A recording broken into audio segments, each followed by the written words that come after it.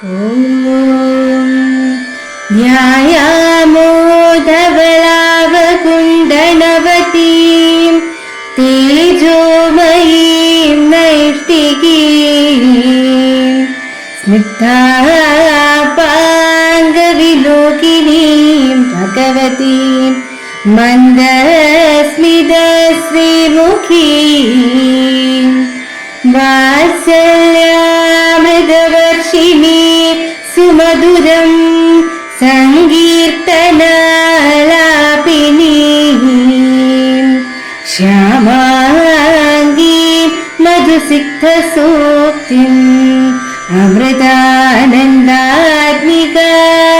ഈശ്വരീം ഗജാനനം ഭൂതഗണാതിസേവിതം കവിത്തജംബൂഫലസാരഭക്ഷിതം ഉമാസുതം ശോകവിനാശകാരണം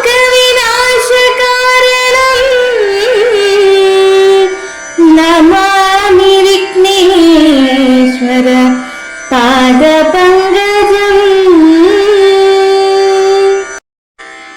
കൂജന്തം രാമ രാമേതി മധുരം മധുരാക്ഷരം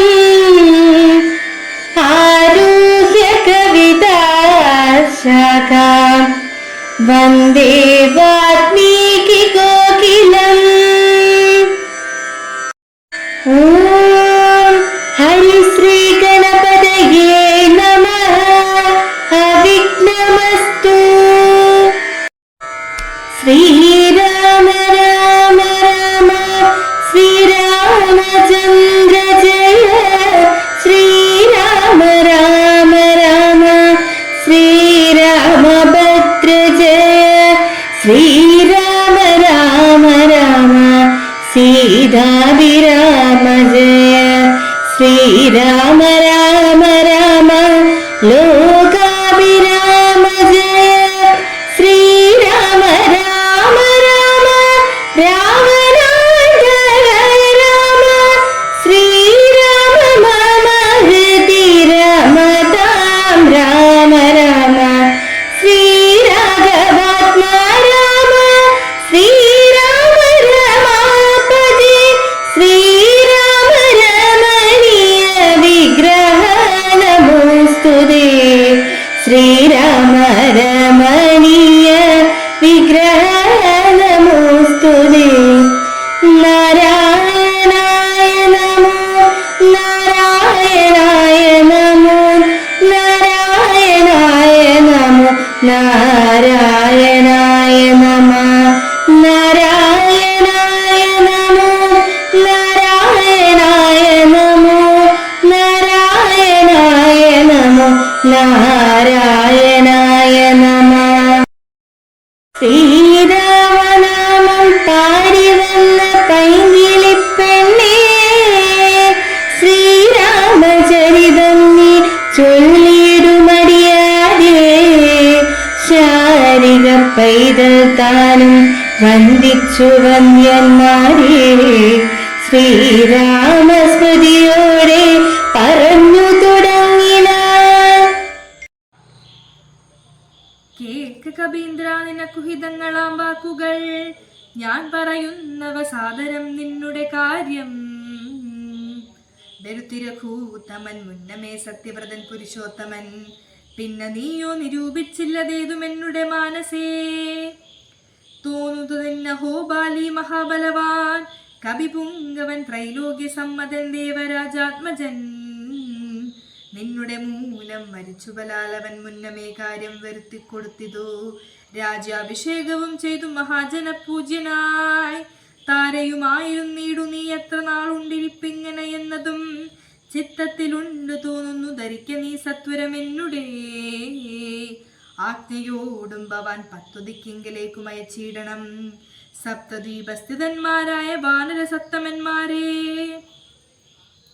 വരുത്തുവാനായ ദുതം നേരെ 10,000 കപിവീരരെ പാരാതയക്ക് സന്ദേശപത്രത്തോടും.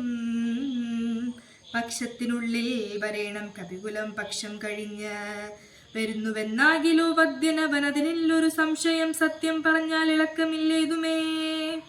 അഞ്ജനാപുത്രനോടിത്തം നിയോഗിച്ചു മഞ്ജുള മന്ദിരം, പുക്കിരുന്നീടിനാൻ ഭർത്തൃനിയോഗം പുരസ്കൃത്യ മാരുതപുത്രനും. വാനരസത്തമന്മാരെയും 10 ദിക്കിന്നുമയച്ചാൽ, അഭിമതദത്തപൂർവം കവീന്ദ്രന്മാരും അന്നേരം. വായുവേഗ പ്രചാരേണ കവികളു നായകന്മാരെ വരുത്തുവാനായി മുതാ പോയിതു ദാനമാനാദൃത്താത്മനാ. മായാ മനുഷ്യകാര്യാർത്ഥമദ്രുതം ദത്തപൂർവം കവീന്ദ്രന്മാരാരും അന്നേരം. ഓം അമൃതീശ്വരിയെ നമഃ. വാൽമീകി വിരചിതമായ ശ്രീരാമായണത്തിലെ ഹനുമൽ സുഗ്രീവ സംവാദമാണ് ഇന്നിവിടെ പാരായണം ചെയ്തത്. സപ്ത ചിരഞ്ജീവികളിൽ ഉൾപ്പെടുന്ന ശ്രേഷ്ഠനായ ഹനുമാൻ ശ്രീ പരമേശ്വരന്റെ രുദ്രാവതാരമാണ്. സീതാന്വേഷണത്തിന് സഹായിക്കാമെന്നേറ്റ സുഗ്രീവന്റെ ആവശ്യപ്രകാരം ശ്രീരാമചന്ദ്രൻ ബാലിയെ നിഗ്രഹിച്ചു. എന്നാൽ ചക്രവർത്തിയായ സുഗ്രീവൻ ശ്രീരാമന് കൊടുത്ത വാക്കുമറന്ന് സുഖങ്ങളിൽ മുഴുകി ജീവിക്കാൻ തുടങ്ങി. ആ സന്ദർഭത്തിൽ ശ്രീരാമഭക്തനായ ഹനുമാൻ സുഗ്രീവനെ ഇങ്ങനെ ഉപദേശിക്കുന്നു: സത്യനിഷ്ഠനായ ശ്രീരാമദേവൻ മഹാബലവാനും ഇന്ദ്രപുത്രനുമായ ബാലിയെ താങ്കളുടെ ആവശ്യപ്രകാരം നിഗ്രഹിച്ചു കഴിഞ്ഞു. എന്നാൽ രാജാഭിഷേകം കഴിഞ്ഞ അങ്ങാകട്ടെ ശ്രീരാമചന്ദ്രന് നൽകിയ വാക്കുകൾ മറന്ന് സുഖങ്ങളിൽ മുഴുകിക്കഴിയുന്നു. പ്രത്യുപകാരത്തെക്കുറിച്ച് മറക്കുന്ന മനുഷ്യൻ ജീവിച്ചിരുന്നാലും മൃതതുല്യനാണ്. അവൻ മിത്രസ്നേഹത്തിന് അർഹനല്ല.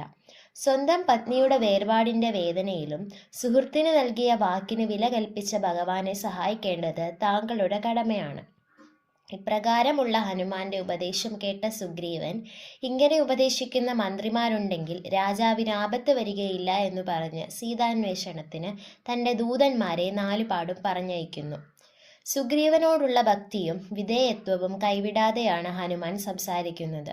മാധുര്യം, അക്ഷരശുദ്ധി, ലയാസമത്വം, ധൈര്യം എന്നിവ കൈമുതലായുള്ള ഒരു നല്ല പ്രഭാഷകനെ പോലെ സുതാര്യവും സുവ്യക്തവുമായ ഭാഷയിലാണ് ഹനുമാൻ സംസാരിച്ചത്.